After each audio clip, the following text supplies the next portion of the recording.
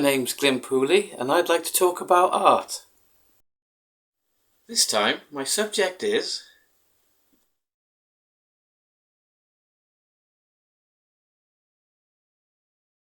So, let's have a look at David Hockney's work. And I suppose quite an immense contribution, really, from David Hockney. Very, very prolific artist and incredibly experimental. Always at the forefront, challenging himself to keep up with all kinds of technologies in the visual art. But of course, started off as a traditional painter, but with a bit of a twist, as you can see here. He was born in Bradford. I think he was brought up in an interesting household as well, because his father was a conscientious objector, which obviously built in a certain kind of sensibility in his son, which had a big impact on the rest of his life, really. He then, from his early pictures, he had an innate talent for drawing, as he said, also experimentation, and then he went to the Royal College, which inspired him. Early picture, as you can see here, it shows an idea about how his mind was working. He did lots of self-portraits over his life. I think he's 83, 80, maybe 84 this year now, still working as hard as ever. So he did lots of self-portraits and explored, how the visual world relates to how he portrayed himself. So here in this collage, you can see, a painterly sensibility already in the way he's kind of using tones.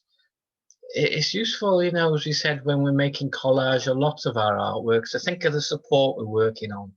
You can see he's used this newsprint as the background, and that's got a couple of good qualities when you're making an artwork like this. There's a tonal quality to it, and there's a mark aspect to it, a perspective mark. Each of these little words which are there in the background are basically no more than squiggles, if you like. They can be translated as kind of squiggles. We read it as language, but it's got a mark and it's got a tone. So it's a good support to work on. So there's an element of detail contained in that, but it kind of holds the picture together. So then when he starts layering up tonal areas, they offer a nice contrast to that. You see the tonal areas are flat, and then they kind of stand out above the delicacy of the background. But his ability to kind of judge colours and judge tones, as you can see, was there very early on. There's an element of likeness, and sometimes with his portraits, you see a physical likeness in a number of them, particularly the early ones. But as they progress, he becomes less interested in that. But what you do see in this early picture as well is the early use of colour. This almost pastel blue, and this red, and then that yellow type. These are the kind of bright colours that he became or moving towards bright colours, they became known for later. Suppose, coming from Bradford, this is an early picture, another early picture by him. There he was in the 50s. Everything was pretty dark and subdued in the traditional landscape of Britain, and the way the paintings were being made at that particular time as well. They were more tonal pictures, atmospheric pictures. Colour generally didn't feature highly. The figurative tradition was one of more subdued reflection, not the abstract tradition, which is the one he embraced. The figurative narrative tradition was. So he's reflecting a place, reflecting a time here, but you can see there's still lovely abstract qualities to it. When we see the makeup of it, like we're drawn to this central light elongated rectangle, which then takes us to this figure standing. This lovely tonal range of these warm greys into greens and yellows. The important aspect, of course, when you're creating these tonal pictures, is to have that full range of tone, but to really focus on having space in the picture always, like these warm greys, space over here, space, and then balancing that out with levels of texture, but all with a relatively few colors in the palette, but examining tone and form and shape, which is one of some of the major kind of building blocks of any artwork. Hockney, Bradford was being reflected here, cool northern light. of course, he goes to the Royal College. There he's exposed to all the art forms, all the contemporary art that was being shown. So I suppose at the forefront then, of course, lots of the artists were particularly interested in the American art of the 40s and 50s. Was moving on from that with abstract expressionism, William de Kooning, they've had Jackson Pollock work, things like that. And it's this expressionistic work that Hockney explores first. All kinds of cultures were mixed at the Royal Academy there, all these different influences and all these different ways of. Hockney was gay and he was able to explore that when he went to the Royal Academy. I might imagine coming from, Bradford, small town, that opportunity was not in place, not just physically, but psychologically, mentally, in terms of being able to be the whole of your person that you were going to be for Hockney and explore the bigness of thinking that comes with that. So when he goes to the Royal Academy, then he chooses abstract expressionism to let these things out, let these feelings out. As you can see there, we two boys clinging together. Obviously, observations and references to, love and the time and the place. There's a graphic quality, but there's an expressionistic, heartfelt quality to these early works. He did a few really expressionist works. So you can see he had an innate drawing ability. He had a good colour sense. He could play around with collage and forms early on, and then abstract expressionism was his first way of moving forward in the early 60s.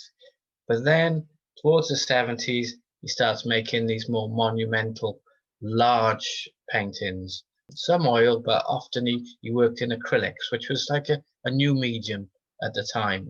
And anyone that's seen these pictures like this, you can see how big they are. Some are thinking about 8 foot across, even then.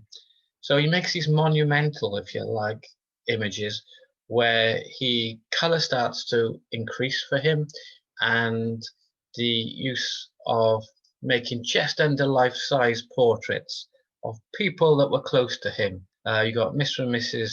Clark and Percy here, Percy the cat being the cat. These were two fashion designers, two close friends of his. He often painted his friends or employees or associates, people close to him, and he built up a kind of community around him. He was a very good communicator on so many levels.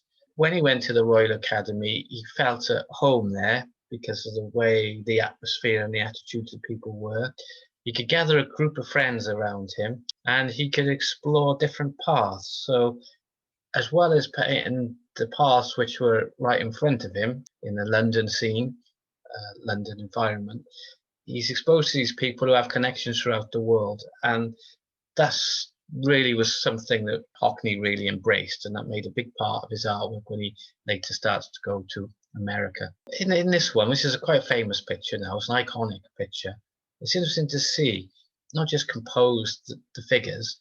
We've got this lovely scene of these two figures, quite still, quite monumental, but there's careful consideration of the other elements that make up the picture, whether it be the vase of flowers, the book, telephone, key ornament, or the abstract painting. These all tell you something about the sitters and their environment. Even the cat sits there still gazing out of the window, but he also engages with the space beyond, the space out through the window that brought a bit of nature into the piece as well. His interiors are not just claustrophobic, and that flat, though there's a flattening off in the whole piece, there's a spatial aspect. We get to explore beyond the room, if you like, and start to ask questions. And this gives you more and more information about the sitters as well. Amazing flares, by the way. What a lovely kind of melody of tones and colours it's brought there. Lovely browns and blues in the space around, the figures on the walls, space that side, and then this lovely muted green as well, which appears in lots of modulations, as we saw from his early tonal picture, through the figures, through the objects, and through into the background as well. That all works to link up the whole painting and make it not just pleasing to the eye, but something that you could look at for hours and hours and hours. It's the spatial aspect that gives us the opportunity for reflection. From the 60s, late 60s, he spent that time going over to America, to the Hollywood Hills, to Los Angeles. For him, it was like somebody turned a light on. He had the time of his life, parties galore if he wanted them. There was this brilliant sunshine, brilliant light that he could explore. He had some patrons, he had an audience, some money. He was having a good old time. He gets to explore America from, an outsider's view, which was interesting. So the pictures that he painted over there, as well as his famous swimming pool series, we'll look at one or two of those, you have these kind of urban studies as well of the lifestyle, people in the environs of places like LA. And what he noted was there was a kind of move towards suburbia where everything was regimented, everyone had their place, all the houses were fairly similar, the lawns were similar, everything was manicured and set up in a certain way. And he made a number of pictures that kind of related to that. So if you can imagine the contrast from his abstract expressions work to going and seeing suburbia just kind of stood out. But he was able to do it and just kind of condense it down to its essential aspects. So this is a large picture again, and we get a lovely insight into his color sense and the way he balances tones, how he's got a rhythm between the way he paints water and the symbolic use of the sprinkler, offering the rhythm running through it. The marks he uses for the grass, just really study those marks, because he's broken those marks in the grass, so there's a uniformity even in the grass. But he does that right through his career. Later on, when we look at some of his large oils, acrylics, he has a language all of his own for how he paints foliage, etc. And because he's got his own language, he can get away with all kinds of interesting things. So there was a whole period in this time where he explored that aspect of urban America. And then the joy of living in that environment is you're outside, of course. There is the colour, the brightness that comes from that. And then you see here, he's combining the elements that we saw in the earlier picture with Percy the cat. You can see he's got two figures again, stood in an environment where he suggests, now we're being outside, seeing outside. So that's there. So nature is being reflected, going off completely into this amazing distance. There's an element of warmth there, but we get this dialogue between the two figures as well. There's something going on between them. So we can kind of let our imagination take shape with that. Intriguing that one of the figures is under the water in just their bathing costume, of course, while the other figure, in a boiling hot day, is dressed, of course, impeccably with a pink jacket and slacks, and the sun is reflecting on them. So there's a certain dynamic going on there to make your own conclusions about what might be happening. But he's set that up with his characteristic, at this time, straight line economy, which offers the idea of space. So there's a kind of element of something graphic, something flat, and something a little bit more painted. And then he studies water and swimming pools a lot. There was a famous painting called The Biggest Splash, where he pares everything down just to a bit of water splashing. But the way he studied the water there, the reflections, and just broken it down to like shapes, it just shows how you can edit something right the way down and it'll still read the way you want it to read for the viewer in the painting language. And I suppose we should say as well, this was aided for Hockney because he was always fascinated by technology, and photography played a large part. So he took a lot of photographs as well of these kinds of things, as well as the drawings. He studied it. So you can freeze frame, obviously, with a photograph and study the essence of how things are put together and how things are forming. But it's lovely to see the spatial aspect, the narrative that's going on combined, the use of shapes and tones, whether it be these rectangles in perspective or the shapes in the water there. How he's just built his own kind of language that works as a whole. Fascinating, really. And another one from the 70s of his parents. Now he painted quite a few pictures, he said, of people close to him. Painted a number of pictures of his mum and did all kinds of other kinds of artworks, versions of his mum. His interest in his self-portraiture is there as well, because there he is in the mirror between them. We get some kind of insight into in an iconic way, the way he's painted his mum, dad.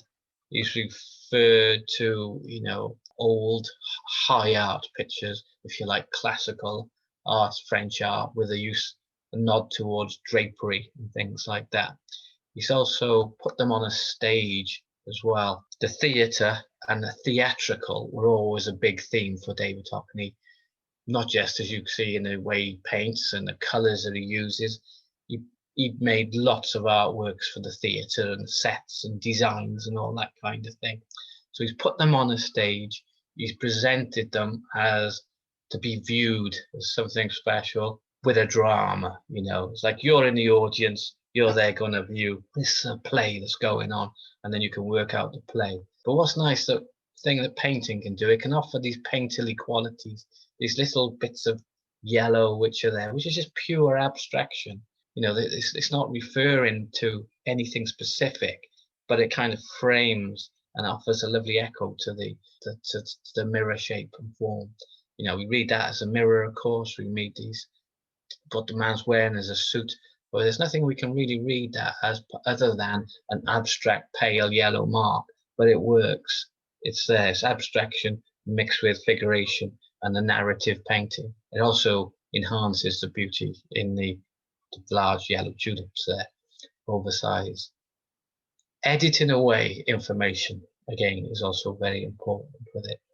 Lots of space. And look, his mum is floating on the chair. The chair's got no legs, it's there, but it's not there. It's almost like she's this levitating angel in some way, and just sat there in a contemplative kind of way. And painting can do this, it can explore all these different aspects of life simultaneously. So we'll see that Hockney then goes off into this massive experimentation with all kinds of technologies, but in the end he gets drawn back to painting because it can offer so many possibilities and simultaneously in a visual artwork. Interested with this one as well. Hockney's close friend, painted sleeping, so in another world. So there's an element of mystery there, lost in the thoughts of the sitter, etc. His love of colour is there again, tulips, bright red. Use of abstraction is there in a really interesting way now. The way the chairs have been painted in the background, if you look, nothing more than kind of graphic, abstract lines, as the blanket as well. It is playing with perspective, but it's playing with graphics, it's playing with figuration, it's playing with all different kinds of art forms simultaneously. And then he pulls it together with these amazing colours and design. Almost in some respects there's the flatness that you would see in a poster, but in other aspects of it, there's three-dimensional modelling going on. He's included himself there as well. It's unfinished because you can't see him. You get insight into his way he's fascinated by certain colour relationships. The way he manipulates space through just leaving areas of just the under canvas, really, for the background. So there's a real complexity to the painting, but it just all holds together. It works because the composition is so good. Everything rotates around the centre figure, and we just kind of lend ourselves echoing, moving from one space to the other. I think he got that. He got this freedom from going to California and getting that extra light in him, psychologically and spiritually, if you like, and exploring that.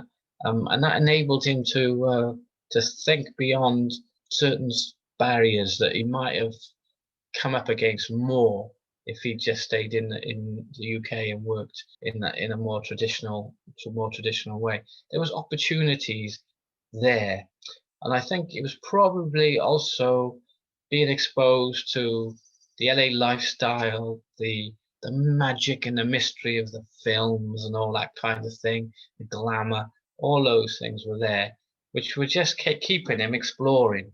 So he was just, trying out one thing and then the next thing and the next thing. There was always opportunity to explore something else. So you get all these different art forms being laid together in one picture. As he said, he explored technology. First with the Polaroid camera, he's just taken a portrait and then he's looking at it from all these different perspectives. He's trying to get the impression now and the use of like time and space in the piece. We get a fragmentation like you would from a cubist picture, but you also get opportunity to show multiple perspectives, multiple forms simultaneously, different aspects of the figure and the room simultaneously, all lined up. It's like as if, you get a more rounded experience of the sitter. You're in that room, you look to the left, got to see that's what you see. You look down to the floor, that's what you see. You pick on certain specifics as you rotate, snap them all together, put them together in a grid kind of setup here. Like you did with this grid setup, it works. You get to explore different aspects of the sitter. So he starts off with the Polaroid because he's interested in time. He's interested in the instant quality of it, putting a number of instant situations together, moments together, and then making something a bit more substantial from it. And then he moves on to these, what he called joiners, using 35mm cameras to take lots of different snapshots of, in this case, a skater spinning around and around, and then placing them together to give you a different aspect of the subject. You really get the impression that this skater is zooming around that ice, and because he's taking photographs moving towards the skater and coming away, you get things on different scales as well. So you can almost get the impression that the skater is jumping up in the air, spinning, and then landing. When you put one of these joiners together, it's just important that be mindful of the space and the tone of the support you're using around it as well. So he's got a lovely warm grey support there in the background, but it's not just a background, it's an integral part of the picture, then works with exactly what you're looking at in the main part subject of the picture, complements it. 35mm is the way he moves forward there. And there's a whole series of pictures of his mum.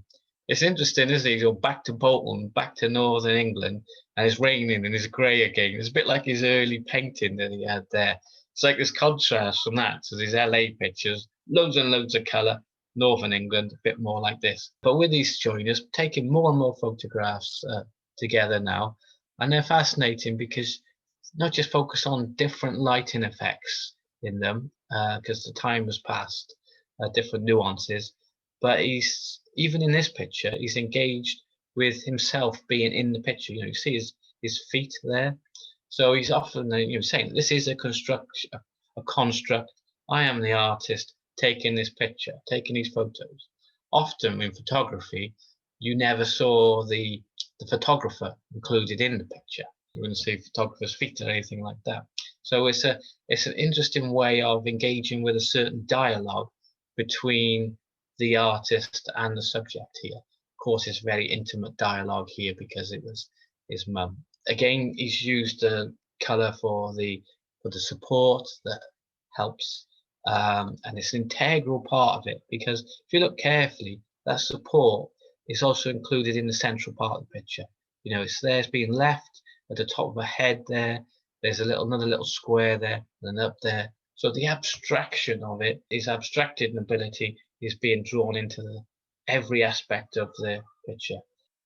And here's a whole series of joiners here. You can see him exploring himself again from different perspectives. Insight into his character, looking to the left, looking to the right, moving in, moving away.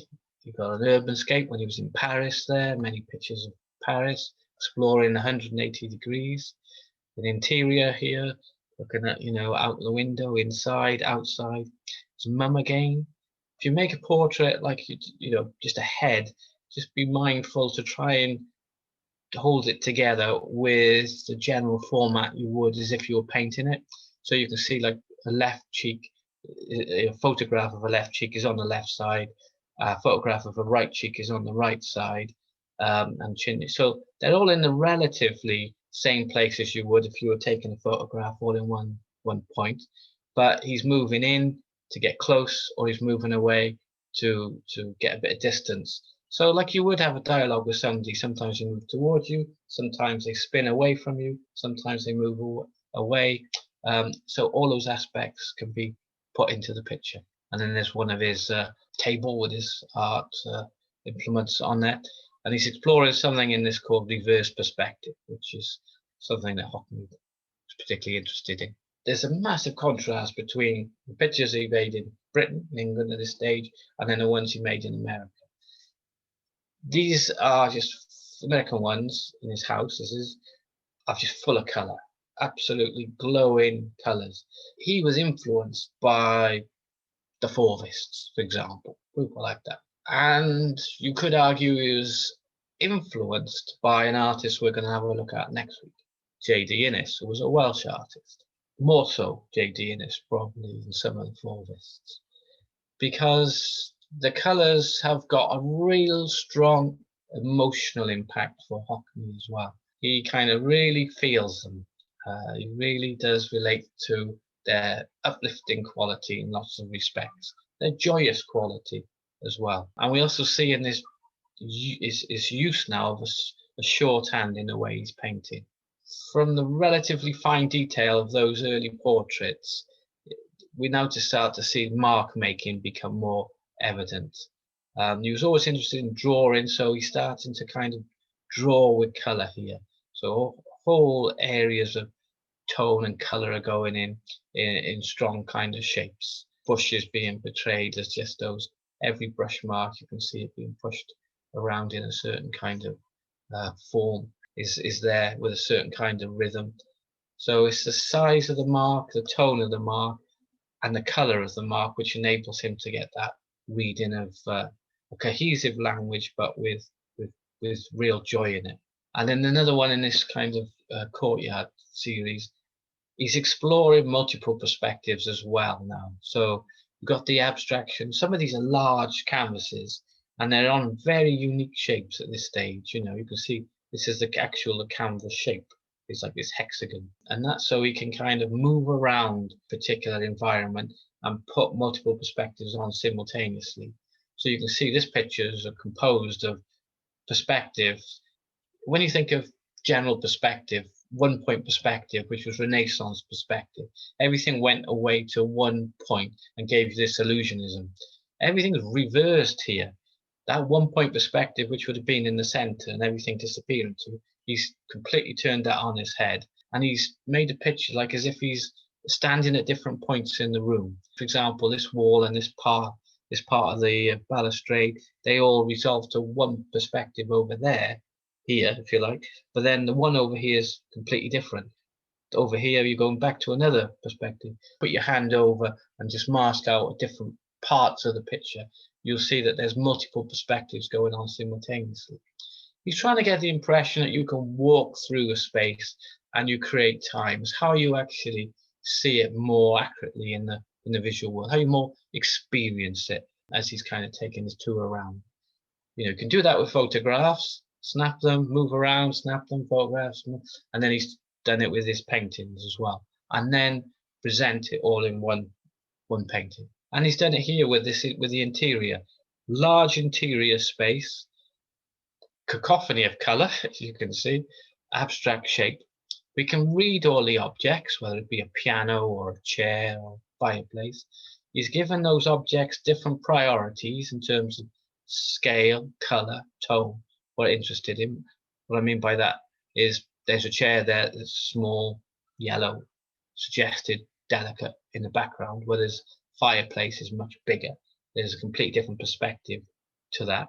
He's got this idea of reverse perspective, which he considers you can kind of walk around an object, see it in reverse, like as if you can see it through 360 degrees. So that's why this chair is splayed out. So you get the opportunity to see the back of the chair, the left-hand side of the chair, and the right-hand side of the chair simultaneously. So that's wandering around. Same with this kind of table as well. The perspective as being usually the smaller part of the perspective on one point perspective, the smaller edge of the table will be at the back. So he's reversed that, which is a flattening. So it's an abstract and it's a conceptual idea that, again, you can move around space and in space. The angles portray the fact that this is one cohesive large room, but it's a room with many facets. You've got an area which is kind of a bit more compressed and looks a little bit smaller on the right-hand side, whereas on the left-hand side, everything starts to get much bigger. And it's like a magic room, Alice in Wonderland almost, because the door looks tiny there as well. This is all to do with priorities, how you would experience a room when you walked into it. You walk into a big room for the first time and something grabs your attention, so you give that more of a priority. It could be the window, it could be an object in that room, it could be a flower on a table or something like that. But it's not the whole room. It's a whole series of relative perspectives that you're experiencing when you walk into a particular space. And he's just trying to get some idea of that in this artwork. And he does it, inside and outside as well. Nichols-canyon. He takes these journeys, these road journeys, driving around LA in his open top car, hair blowing in the wind. Who wouldn't? Sounds great, doesn't it? And he goes through the mountains and he captures these makes these paintings of different things which stand out to him as he goes on that journey. Colours are uplifting, of course, and vibrant, deeply saturated. And then as he's on that journey, there's certain things which stand out of note to him, whether it be a certain kind of house, palm tree, a certain way the land was coloured, the way the light was captured on a certain part of the land. And he just puts them all together, really in a kind of collagic kind of way. In the same way he put his joiners together, or the same way, he put the Polaroids together. It gives time, it gives space. It's a mixture of what you see with your eye and what you remember about the journey as well. So it's a combination of the visual that's being portrayed with your eyes and your memory, your residual memory, your residual visual memory. And he's just playing with those different aspects. And then he does a whole series of card players as well. Now, I suppose he chose the card players because he's referring back to art history, to Paul Cézanne's famous card player, who, of course, manipulated perspective for the first time, fragmented, father of modern art, as they say, because he did multifaceted aspects in the same picture. Hence, this is what Hockney is playing with here. Got his reverse perspective again. He's got the figures captured at different moments simultaneously, but there's also that cohesion that something is going on in time and space. There's an abstraction to it, but there's also a narrative which is being played out. So he does it in painting and then explores that through later digital imagery using computer technology, where he can now combine the use of a lot of all his old photographs. This is a joiner he made years ago.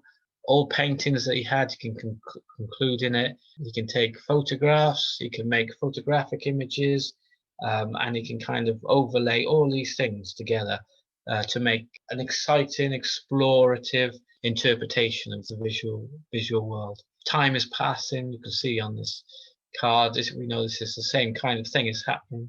People are playing cards, but there's an extra figure in this one. Different kinds of people, different coats, different jackets, different looks, slightly different looks. Just suggestion, something has happened, the same thing has happened week after week, but time has passed. These people have been playing cards. The nuances of readings are there, just like our multifaceted expression of it.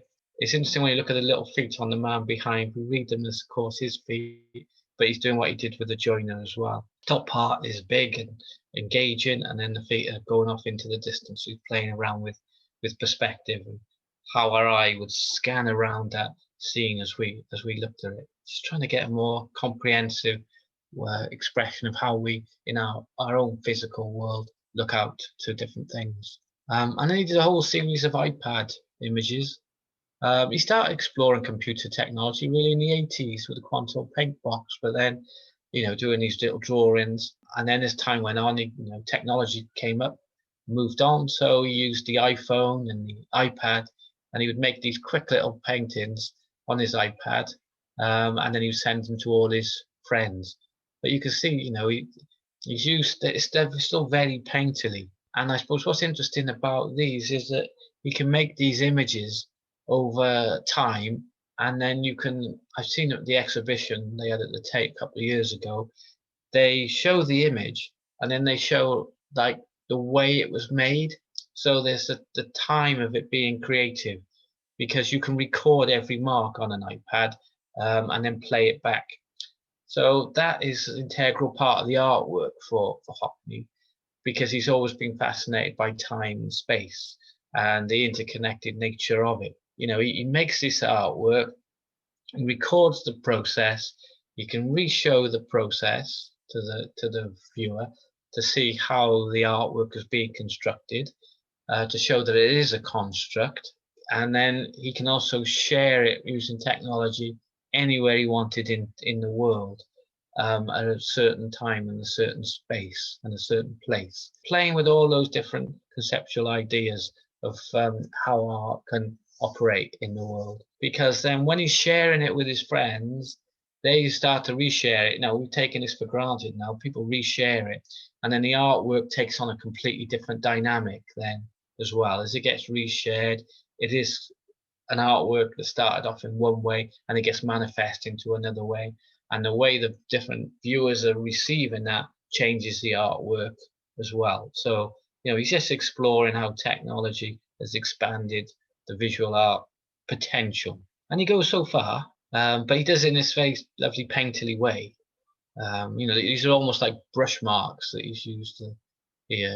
There's a softness to it, to the edges, there's immediacy, lovely use of tone and everything. It doesn't have to be, highly detailed or anything. It's just lovely if it's got a painterly quality like that. But then he's always rooted in painting as well, so tone painting. So he goes back to Yorkshire more and more because his mum gets quite elderly, and then the inevitable happens. But he's there, and he's more and more spending more and more time there. So he gets to explore it. But what he's done is he's brought this LA sunshine and light back to Yorkshire there now. Gone are the greys of those early pictures, and now all the colours start to come out. So we get these. You saw the road trip in LA. Here we get these road trips in the Yorkshire environment, and you've got the journey, which is captured by memory, captured by the things which stood out to him along that journey. You've got multiple perspectives, one laid on top of the other simultaneously. Like the perspective down here with these buildings, very different to the ones in the centre and to the right. Wonderful use of colours again, which holds the whole picture together. And then the idea of a journey, go passing through time and space off into the distance. There's got metaphorical, metaphysical implications, ideas to it, particularly when he's playing around with that time and space and using traditional old buildings to kind of do it of a certain kind of era, but using incredibly, if you like, they're so modern, those colours that he's using, so vibrant. Those colours wouldn't be out of place on a computer screen or an iPad, those highly saturated colours. Same with this one as well. Some of these large pictures now, these amazing track journeys that kind of goes on, brings part of his memory into it, studying as he's going along the fields, the colours, the way the light hits these different things, aspects of the landscape, but then transforming it in his mind to more of a kind of metaphorical joyfulness of it, appreciation of it, and an uplift which comes from it. So he went past those trees and he noted the way they were quite regimented and quite tall and slender. So he puts them in the picture, but then he combines that with lines of fields which have maybe been ploughed, which was maybe even another day on the trip. He might have gone down that path a number of times, and these different things were noted in his memory. He could jot them down in a sketchbook along the trip. He might have taken a whole series of photographs and then collaged them all back together when he got back into the studio. So he pulled the whole picture together to make the whole piece. And it gives you some idea of the scale for these later pictures as well. He started to make more pictures on regular canvases, but composite canvases. He started to paint more outdoors as well. And some of his pictures, 2000s, 2010s, he put like 50 canvases together to make this large one. I remember he did one for I think it was the Royal Academy, 50 canvases analysing one square at a time as time passed. But remember we looked at those, when we look back to those early LA pictures, how his language, painting language, was creating a certain kind of shorthand. You can see that's appearing here, the way he's painted foliage, the different kinds of marks he's used for the sky, and not dissimilar to what he had in the grass early on. A little bit like Van Gogh, if you like, even the energy forces which are going off into the sky there. There's a certain kind of rhythm and uniformity to the way he's painted the different aspects of the flowers and to the blossoms. But again, all held together with this amazing colour. And then he did this whole series of tunnel pictures. Again, the idea of this path. This is in two parts, often painted outdoors, one painted one day, the next day, and then trying to put them all together. Good job, like Hockney had plenty of assistants to put all this stuff together, take all his paraphernalia and everything he needed there. And then he would kind of take all these photographs of these canvases outside digitally, so he can combine them back in the studio and make sure they all kind of lined up. But we can then see a shorthand language coming together there. But using a strong motif like a path unifies the whole picture.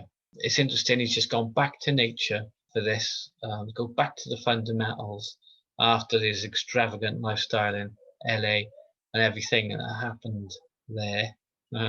That's another story. And then you've got a simple, lovely acrylic painting here. He went back to watercolors and acrylics and sometimes oils as well. And you can see the expressive use of his drawing with paint here. The freedom in which he uses paint and the joy in which he uses it as well. No fuss.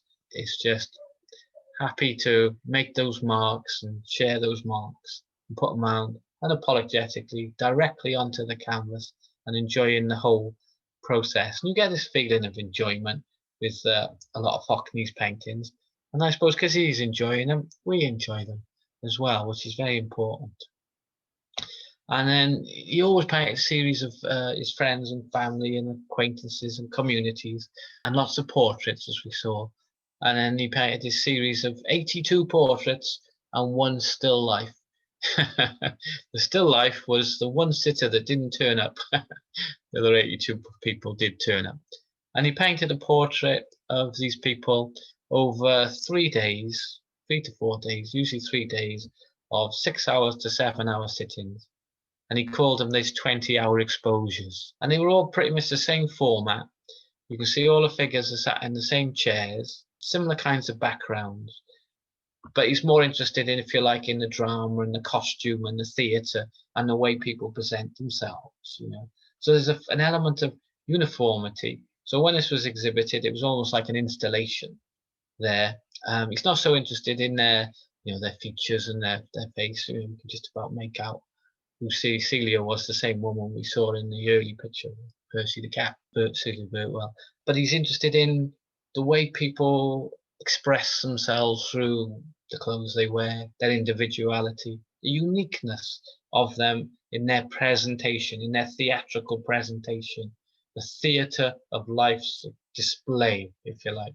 And he presents that as a whole series of 82 portraits. He explores that element of the community that he's created for that. So working in a series like that over a period of time just adds another dimension to the whole experience of portrait painting. If you like this video, don't forget to subscribe and click the bell notification.